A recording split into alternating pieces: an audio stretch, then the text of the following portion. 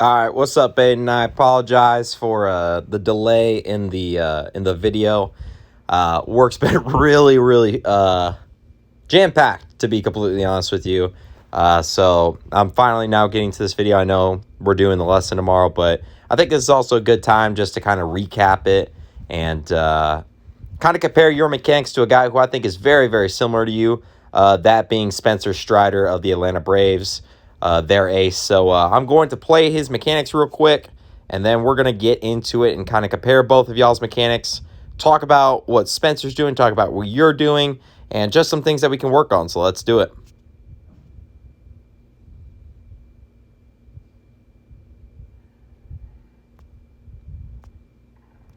Alrighty, so I do realize that this was in not normal, so I'll just play it again, just fast paced. So in the realm of similarity, very similar mechanics here. Both of y'all jacked. Both of y'all drivers. So what I mean by a driver, let's just kind of break down your mechanics here. So notice how your first move here in your back leg, you're going down to the ground.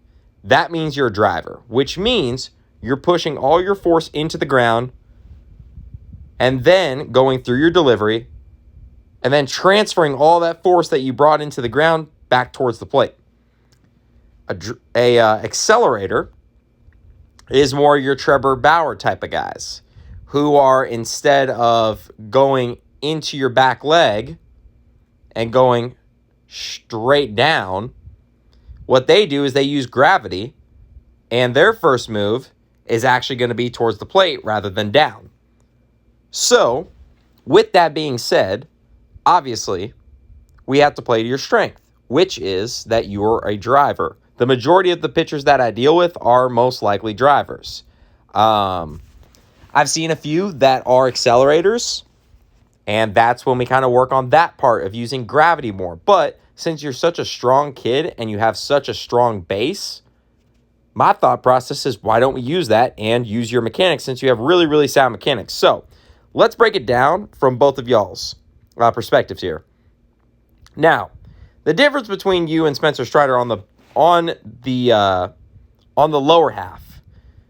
So, Strider starts with an open stance, if you can't tell. So what that tells you is most likely when Strider lands, most likely he's doing this so that, number one, he has his hips already pre-opened.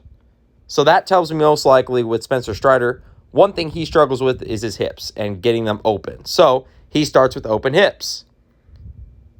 And the reason that he's starting with that is to get them to where they start open and they're already in that position so that when he brings his leg up, it's a lot easier to get back into that position that he was just in, rather than if he starts closed like you. For him, it's going to be a lot harder to get those hips open. So that's why he does that. Also notice, he brings his leg all the way back like that. He brings it across his body versus yours is just up and down. Again, that's something that really depends on the pitcher. Some pitchers, it benefits them more to do that. And some pitchers, like probably yourself and me, it benefits us more to go straight up. So, both have a very strong lower half. And I don't necessarily want to focus on the mechanics of the lower half because y'all's is a little bit different from up to about this point. Okay? So, now we get into where it's very similar. Now, I want you to notice where his glove is here and your glove is here. I'm going to tell you a little key point of why he does this. So, when we're talking about, this is mainly for when base runner's on. You'll also probably see it from his mechanics that, as you can tell, he's probably got a runner on base right now, right? Because I know he starts in the windup, or to my knowledge, he starts in the windup. I know this is also an older video of him because he's wearing the number 65 versus 99. So maybe he changed that in the past and this was what he used to do. But whenever he's in this position, think about it from terms of if you start here versus where he's starting. And think of back here, right? This is our runner. Think about it in terms of being a runner. Am I going to be able to see into your glove here or here? And the answer is the bottom. You're not going to be able to see into your glove versus here a runner might be able to tell what grip you're holding and then obviously relay that to the batter. That's a little something, just a little mental warfare game that you play in baseball that you probably never have thought about, but that's something to keep in mind going forward. So anyways, let's get to this part right here. So notice, first movement, both of y'all get into your hips really well. Now, here's the thing. Notice Spencer Strider's hips. Notice when he goes into his hip here, he's still driving that hip versus watch your hip. You start to get into it and then you stop yourself right there. Versus what we want to do is we want to be able to pull our ass towards home plate. That's your goal. A lot of coaches will say to lead with this front leg. That's not what you want to lead with. Because watch what Spencer Strider does. He's not leading with that front leg. He's leading with his ass right here, right? And, excuse the French if that's not how you fly, which if that isn't, obviously let me know. And I will, do my best to not say that. But I know some people are particular about that. So that's why I want to ask him. Make sure, granted, I probably should have asked you before I made this video, but hey, we live and learn. Anyways, so we want to lead with that butt there, right? You kind of stop yourself right there. So that's something that can honestly probably help with your hip fire, because think about it like this, right? Watch Spencer Strider's hips here. So he's here, and he is locked into this closed position all the way here. Notice when he gets into block position right here, he's still closed. Right? And what that's going to do right here in block position, as soon as he's ready, he's firing those hips. Watch how fast he fires those hips. Just take a look down here. Right? He fires those things fast, right? Versus, let's take a look at your hips real quick, right? Let me actually clear that and put this circle here. Now watch your hips. Now to the naked eye, that's fast, but obviously compared to Spencer Strider, he does it a lot better. And additionally, look at this. He's in block position here, both of y'all. So this is where he's in block position. By this point, you should be in block position. You don't get to block position until you're opened up like that, right?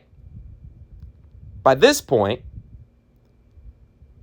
you should be, when you're in block position there, you should be right here. And then that's where your hip fire would happen. Now, on the delivery of the pitch, very, very similar mechanics. One thing that I really love about your mechanics is look how far you get out from the mound here. You do a really, really great job, and that also is going to help. And obviously, the more you have that, the more velo you have, right? And you're a big kid, so obviously we want to get you down on the mound. You do also a really great job. Look at the layback that you get on your arm right here. That is really, really good. Now watch Spencer Strider's layback. Strider, kind of same thing there, right? And here's the thing about layback.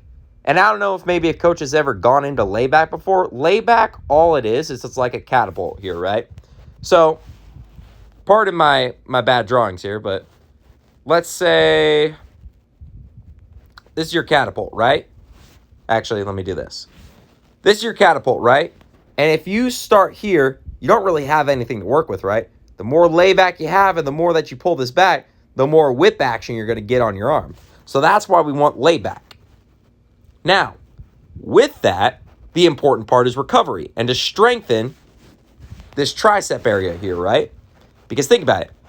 Whenever we finish, all of that pressure is on this inside and outside of the elbow. By strengthening the elbow, particularly with Zeitman curls, that's going to help us in the long run, and especially recovering our elbow, right? So, both of y'all have a very, very similar finish as well. But I also want to point out something about your hips. Watch Spencer Strider's hips when he comes through. Well, yes, he kind of stops. He follows through. Your hips, on the other hand, they stop right there. So what we want to do is, this is why whenever we get to this position, we want a scorpion like how he does, right? Versus you kind of leave this leg back here, just right there, right? So realistically, we want to take this leg and kick it up, because that's going to also The byproduct of that is it's going to help us go through our hips right there. So that's kind of just a few things of talking about the differences between you and Spencer Strider. Obviously, very similar, very, very similar lower half. Obviously, this might help with your hip fire here, is making sure that we get into block position quicker. And right now is when we should be in block position. But as you can see, when you get in block position, you've already let go of your hips right there. Versus Spencer Strider, when he's there, he gets in block position there. His hips have not even gone yet. So anyways, and then obviously, we make sure that we kick this leg up whenever we finish, and that's going to help us follow through with our hips. Other than that, I want to keep working on those, but also like we talked about today, I want to work on getting that slider to dance. So we'll work on that tomorrow. We'll work a little bit on the hips tomorrow, and then we'll finish it off with the slider. So hope you have a great rest of your night. Looking forward to the lesson tomorrow.